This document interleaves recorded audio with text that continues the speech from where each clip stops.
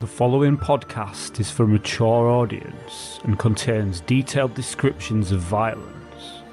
Listener discretion is advised. Welcome to the Tales of Mystara podcast, an experimental podcast that mixes traditional storytelling with old-school pen and paper role-playing games played entirely solo. This could be considered a dark fantasy novel or a solo Dungeons and Dragons campaign. If treated like a novel, then nothing can be assumed. Only the dice can determine the outcome.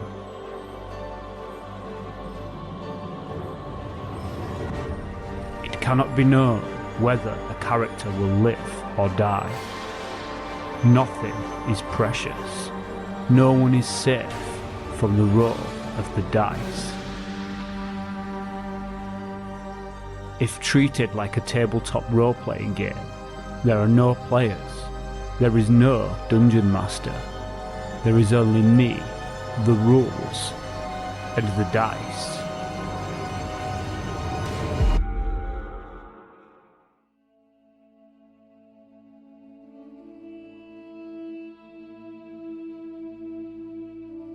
During the Dark Age, because of horrid things in the woods, travel between inland villages was unsafe, so while the inland villages prospered from the foreign trade, while only the bravest of traders would risk expeditions into the Traladara interior, the inland villages remained isolated and more ignorant than their seaside cousins. Clans of goblins, hobgoblins and orcs also settled in Traladara lands, usually some distance from the human communities. They warred upon one another and upon the humans, and in general made the land less congenial for everyone. The Dark Age of the Traldar, a forgotten text written by a nameless scholar of the Church of Karameikos. Its age is unknown.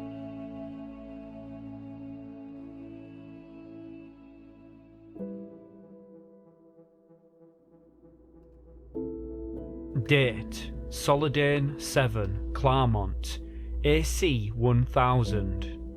Time: 4:02 PM. Party status: Claudius, 4 hit points. Theodore, 4 hit points. Elmo, 5 hit points. Ilyena, 2 hit points. Yolanda, 4 hit points. Elmo has been bitten by an overgrown centipede which injected a thick, dark poison into his bloodstream. He must make a saving throw versus poison or succumb to whatever effects the poison has.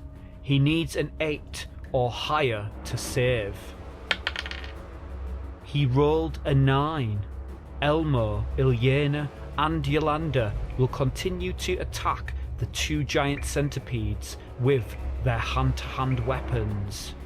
Claudius will use some of his movement speed to aid Yolanda in melee. Theodore, from the safety of the 10-foot doorway to the west, will throw his silver dagger and try to hit one of the centipedes. Initiative rolls.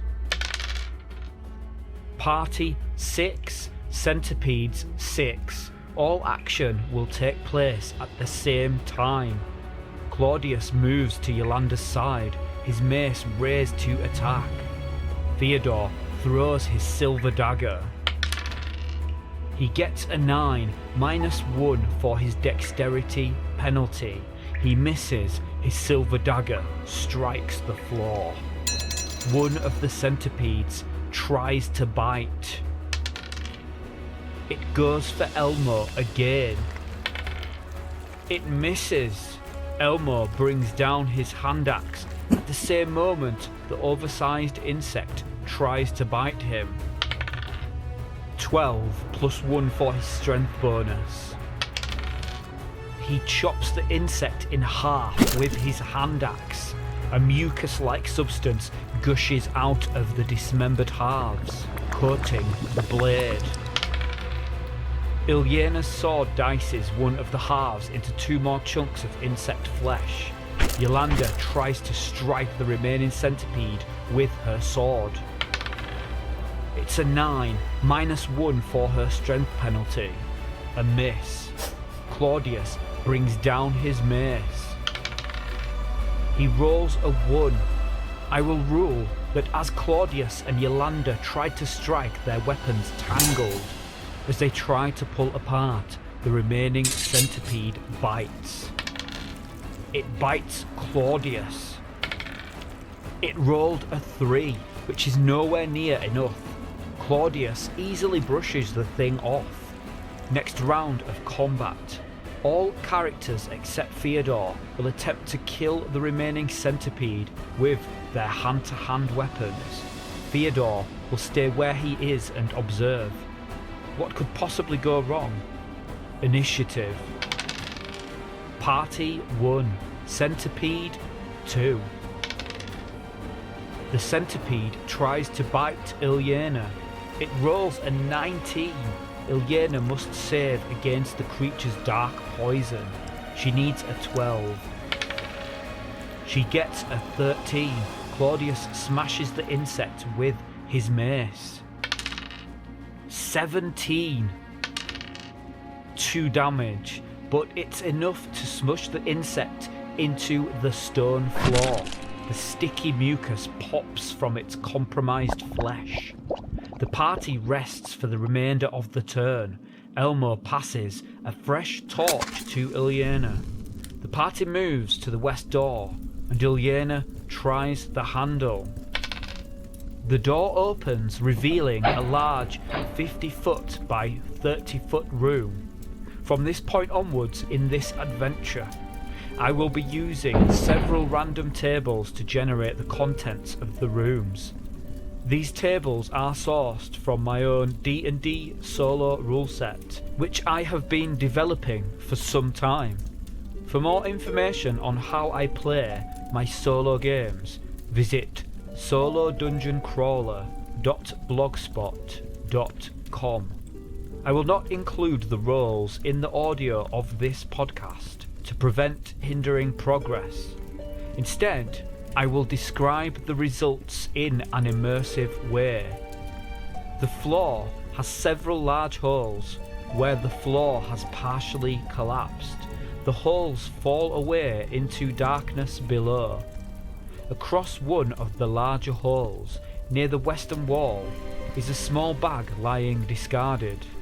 As the players take their first steps, the stone floor starts to crumble. It seems the floor might collapse, and they will need to make it 50 feet north, jumping over several holes to make it to the only other door on the north wall, unless they backtrack. Yolanda will attempt to retrieve the bag regardless, as the promise of potential treasure is enough motivation for her. She will perform what is known as an ability check. To attempt to retrieve the bag, she will use her dexterity to hop delicately across the hole, retrieve the bag, and hop back. To perform the ability check, I will roll a 20-sided die. If the result of the roll is equal to or less than Yolanda's dexterity score, then the ability check is successful. She rolled a 6, so she managed without much trouble at all. The bag contains 200 copper pieces. Hardly worth it, Yolanda says after hopping back.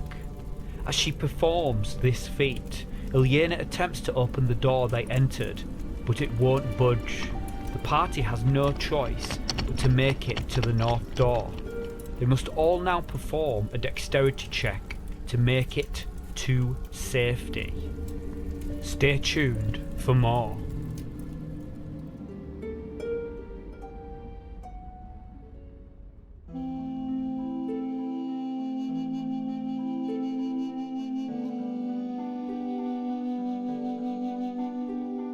Ilyena Petreos is a human fighter of neutral alignment. She never gives up on a fight, and is prepared to fight to the death rather than face a retreat. She comes from a comfortable Traladaran family residing in Selescu village. The Petreos family is not rich, but they do not suffer from want. Ilyena is a half-breed. Her father was a Thyacian man who immigrated to the duchy to fight in the Duke's army and then retired, wedding a local woman. Ilyena is much taller than average for a Traladaran. Taking after her father, she is 5'9" tall and has dark blonde hair and deep blue eyes. She is physically very strong, and she has an almost equally strong will. She is both stubborn and confident. Ilyena wields her father's sword, marked with the device of Karameikos. She wears rugged plate mail armour and has a small plain shield strapped to her back. Her armour and shield were picked up in Threshold with her wages from the Golden Dragon Inn. The native Traladarans have a custom, which is an important part of the Karameikan national character, called the shearing ceremony. It was developed in the village of Marilenev and was in common use there and in surrounding areas in the centuries before Thyatis conquered Traladara. Since that time, improved trade has spread the shearing ceremony throughout the land. When Duke Stefan and the Thyatis settlers came, they were acquainted with the ceremony and generally adopted it. When Ilyena turned 17 years old, even though the shearing ceremony is strictly for males in most cases, she insisted on taking part. At a dinner to which her whole family and members of the village were invited, Ilyena stood silent while her parents solemnly dressed her in travelling gear. The bottom of her cloak was sheared off and left ragged as a reflection of her condition, that of an impoverished traveller.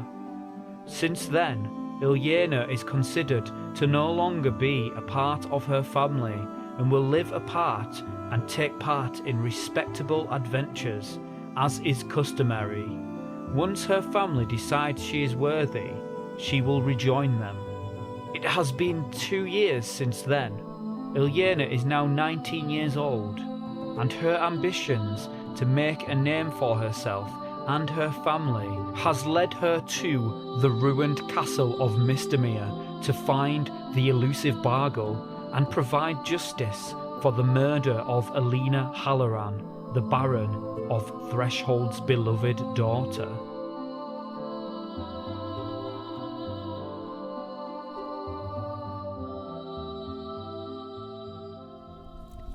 Will the party make it across the crumbling, collapsing floor? Claudius's dexterity check. 9. Success. Theodore's dexterity check. 13. Fail. Elmo's dexterity check. 19.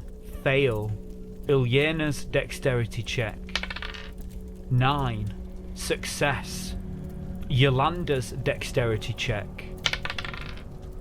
4. Success. Elmo! Ilyena cries out and reaches to grab the falling halfling. Claudius does the same for Theodore. I will roll dexterity checks for Elmo and Claudius to see if they can grab the falling characters in time. Ilyena manages to grab hold of Elmo in time, but Theodore disappears into darkness. Before Elmo is safe, Ilyena must perform a strength check to pull her friend to safety. It takes most of her strength to accomplish the task, but she is successful. Elmo is safe, but Theodore's fate is now unknown. The party makes it to the north door without him. Ilyena cannot open the door. It's stuck. She tries again. I will make a wandering monster check. No monster. Ilyena pulls the door open and the party rushes through to safety. Characters find themselves in a 30-foot by 30-foot square room, elaborately decorated with patterned wallpaper, now discoloured and peeling. A medium-sized chest sits against the west wall. There is a door in the centre of the north wall and a set of stairs leading down into darkness. We should descend and find Theodore, Ilyena says. I'm checking the chest first, Yolanda says. She carefully checks it for traps.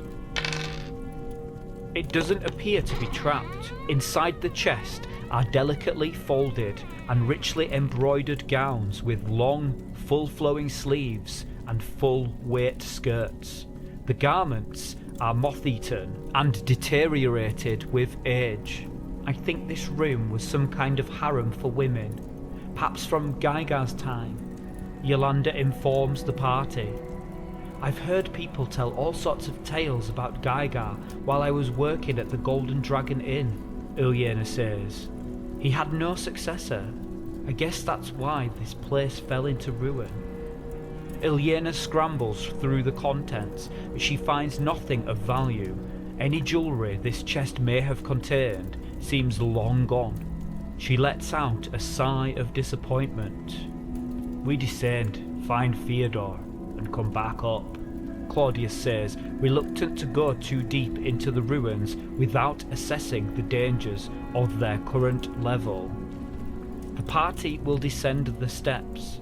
In the adventure module I am playing, Dungeon Level 3 is left entirely up to the Dungeon Master to design, so I will be generating the whole dungeon randomly using my own homebrew dungeon generation rules.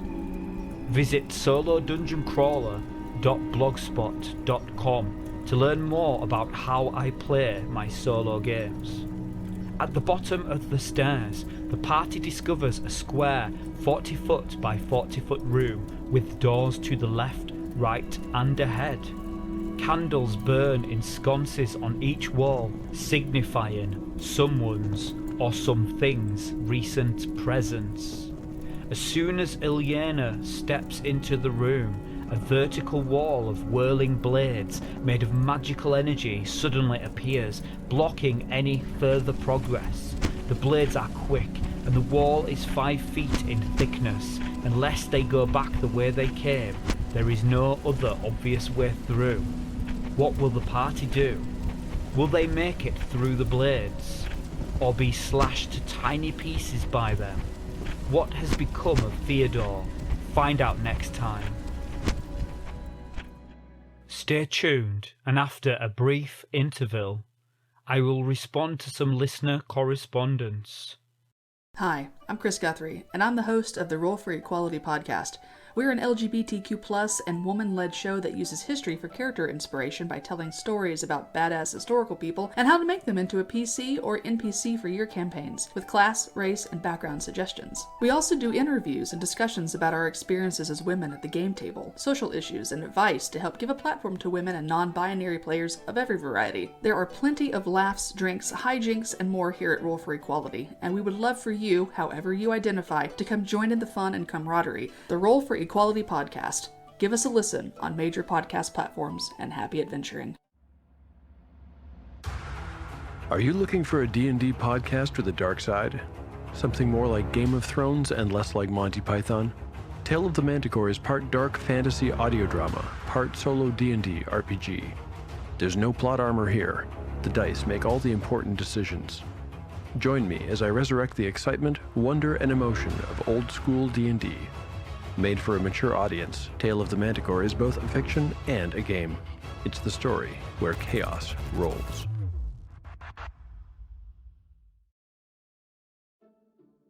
I'm going to dedicate the next section of this podcast to going through some listener correspondence that I've had recently.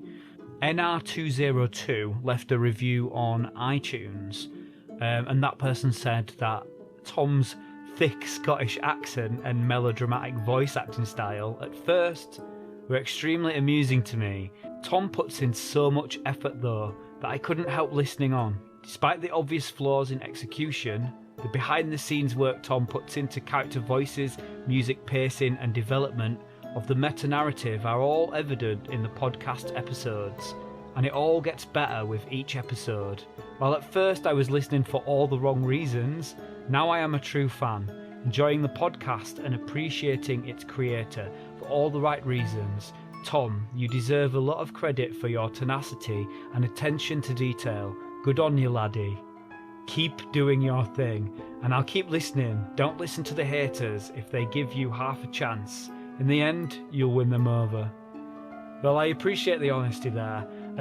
I'd just like to point out though that I'm not Scottish at all. I come from Yorkshire, which is a little bit further south and is not actually Scotland. It's part of England. And yeah, I guess I do have a pretty strong accent, but not Scottish, I'm afraid. Think Boromir from Lord of the Rings, because Sean Bean, who played Boromir in the Peter Jackson movies, he's also from Yorkshire, so I probably sound more like Boromir than I do a Scottish person. I also had a comment on my YouTube channel from Michael Roundtree, and he said, I grew up during the Gazetteer era and love the Grand Duchy. Thank you for doing these, Tom. Both your channel and Tale of the Manticores have inspired me so much that I am attempting to gather a table to play the BECMI way. I very much look forward to the next episode, and the next, and the next.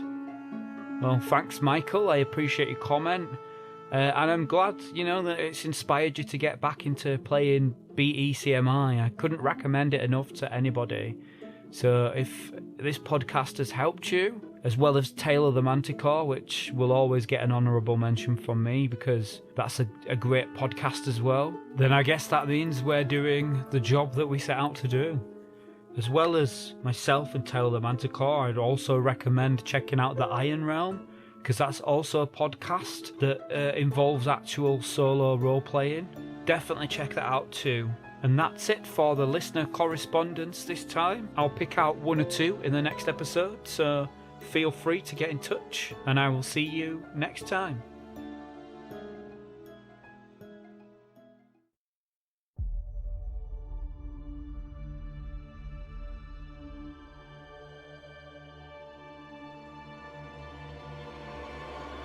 You have been listening to the Tales of Mystara podcast. I sincerely hope you have enjoyed this episode.